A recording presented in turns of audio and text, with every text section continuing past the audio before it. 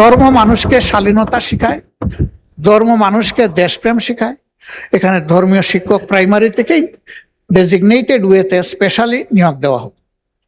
এই যে বিভিন্ন জায়গায় ছোট্টখাটো স্থাপনা হলেও উদ্বোধন করে একটা স্টোন বসাতে হবে, খাজনার চেয়ে বাজনা বড়। এই স্টোন বসাতে গিয়ে একটা পয়সা তো খরচ হয়, এটা একটা কথা। আরেকটা হলো যে এখানে টানাটানি শুরু হয়, কার নাম থাকবে আগে কার নাম থাকবে না, এগুলা নিয়ে। পয়সাটা জনগণের, আমার নামের দরকারটা কি? কিন্তু শিক্ষার মৌলিক প্রয়োজনের দিকে আমাদেরকে বেশি নজর দিতে হবে দুইটা জায়গায়, প্রাইমারি আর টার্সিয়ারি। মাঝখানটা অটোমেটিক্যালি প্রাইমারির ধাক্কাই চলবে।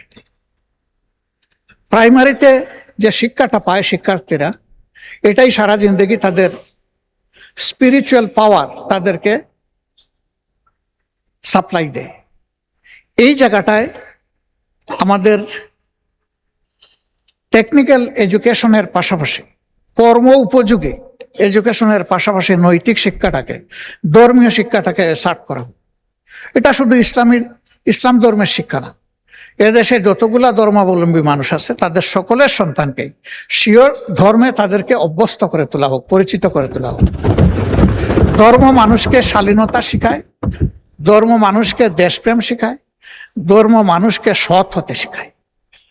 এই শিক্ষাগুলার জন্য এই লেভেলগুলার প্রতি বিশেষ গুরুত্ব দিয়ে, যেহেতু 90% মানুষ এখানে মুসলমান এবং সব স্কুল কলেজের একই চিত্র হবে, আগে এই বিষয়টা দেখে পাশাপাশি অন্যদের বিষয়টাও দেখা হোক।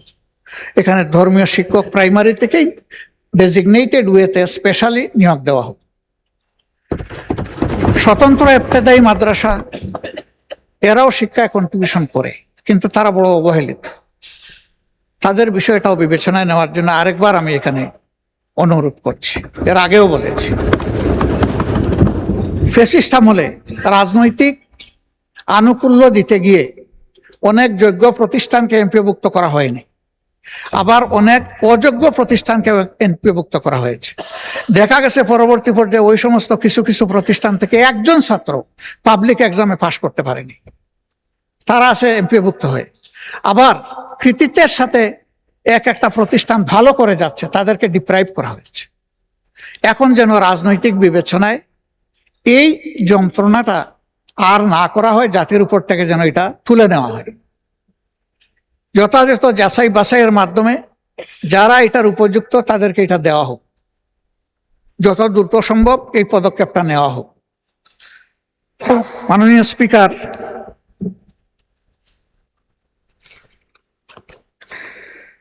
আমরা এই সংসদে এসেছি জনগণের ম্যান্ডেট নিয়ে।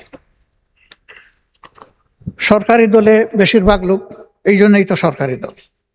বিরোধী দলের সংখ্যাটা কম, তাই বলেই তো আমরা বিরোধী দল। কিন্তু সবাই জনগণের নির্বাচিত প্রতিনিধি। দুটা জিনিস এখানে আমরা গভীর উদ্বেগ, বিস্ময় এবং কষ্টের সাথে লক্ষ্য করছি। নাম্বার 1, ইতিমধ্যে এই সরকারের গৃহীত বিভিন্ন আর্থিক পদক্ষেপের মধ্যে আমরা যারা বিরোধী দলীয় সদস্য, আমাদের প্রতি ইনসাফ করা হয়নি। 2, ঈদ ছাড়াও বিভিন্ন সময় আমরা বিভিন্নভাবে জানতে পারি, সঠিক মাধ্যমে আমরা জানতে পারি না। শেষ মুহূর্তে গিয়ে তাড়াহুড়া করে আমাদেরকে কিছু দেওয়া হয়। আমাদের অনুরোধ, এই ফেসগুলা যদি অপছন্দ হয় তবুও জনগণের জন্য আপনারা জনগণের অংশটা দিয়ে দেন। আমাদের কারণে আমাদের আসনগুলোতে জনগণ যেন বঞ্চিত না হয়। কারণ বিএনপি তার 31 দফা এবং তার নির্বাচনী ইশতেহারে সুষম উন্নয়নের কথা বলেছে। আমরা সেই সুষম বন্টনটা চাচ্ছি, এর বেশি কিছু চাই না। ইতিমধ্যে সরকারি দলের যারা সংরক্ষিত আসনের সম্মানিত সদস্যবৃন্দ আছেন তাদেরকেও অ্যালটমেন্ট দেওয়া হয়েছে, ফান্ড অ্যালোকেশন করা হয়েছে, কিন্তু আমার জানা মতো বিরোধী দলের কাউকে এটা করা হয়নি। এটা ন্যায্য হবে না, এটা আমার নির্যাতন। আমি এই ব্যাপারে মাননীয় প্রধানমন্ত্রীর দৃষ্টি আকর্ষণ করেছি ব্যক্তিগত পর্যায়ে। আমি আশা করব তিনি অ্যাটেনশন দেবেন। তাদেরকে চাইতে হবে কেন? সবাই যেমন পাবে তারাও তেমন পাবে, এটা তাদের হক। এরপরে এই জাতীয় সংসদে একই সাথে আমরা আরো 50 জন সংসদ সদস্যকে পেয়েছি সংরক্ষিত আসনে। আমরা তাদেরকে প্রথম দিনে অভিনন্দিত করেছি। আমরা একসাথে সবাই মিলেই দেশটা করতে চাই।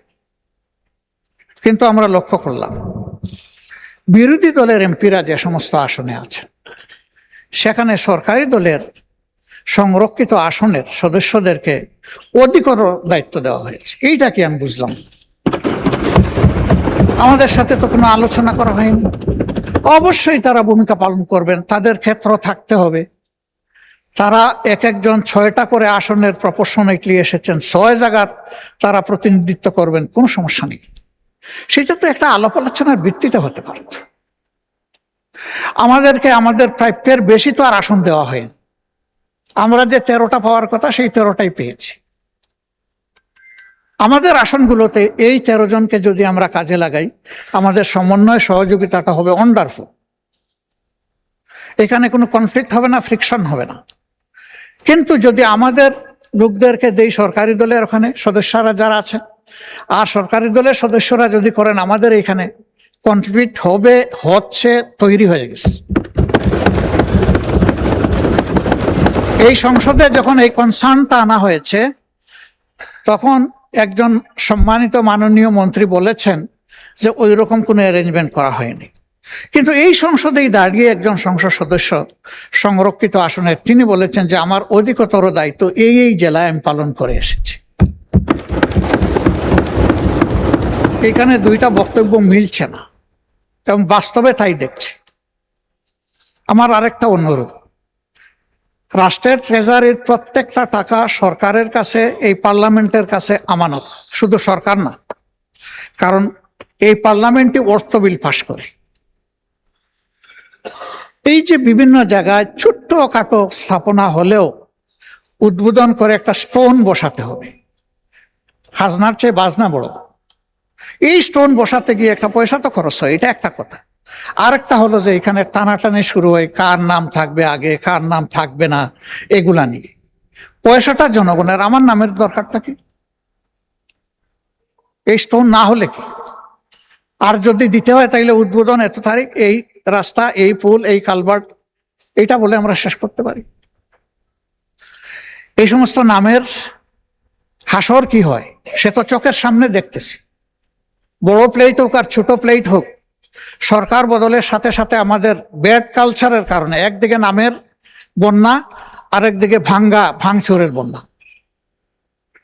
কার সম্পদ নষ্ট হয়, মান সম্মানের উপর আঘাত এবং অর্থের অপচয়। এই বিষয়টা আমি অনুরোধ করব সরকার বিবেচনায় নেবেন। অপচয় রোধ হওয়া দরকার। আর জনগণের পয়সা দিয়ে আমার নামের নাই কোনো দরকার।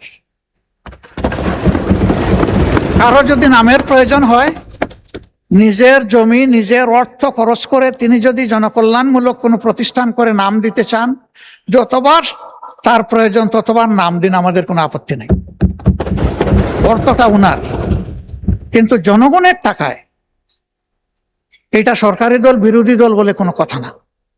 জনগণের টাকায় আমাদের এই নামের বাহারি আমি বন্ধ করার জন্য বিনয়ের সাথে অনুরোধ করব। নাম থাকে না তো, বসাইলাম, সরকার যতদিন আছে নাম ততদিন আছে। এই সরকার বদল হয়ে গেল, নামও বদল হয়ে যায়। বিশাল বিশাল স্থাপনার নাম বদল হয়ে গেছে এই দেশে, এবং এই নাম বদল করতে গিয়ে শত শত কোটি টাকা অপচয় হয়েছে। আমাদের আন্তর্জাতিক একমাত্র বিমানবন্দরের সাক্ষী। এরকম আরো অনেকগুলা ঘটনা আছে। তো আমি এই বিষয়টাও কগনিজেন্সে নেওয়ার জন্য সরকারকে আমি বিনয়ের সাথে অনুরোধ করব।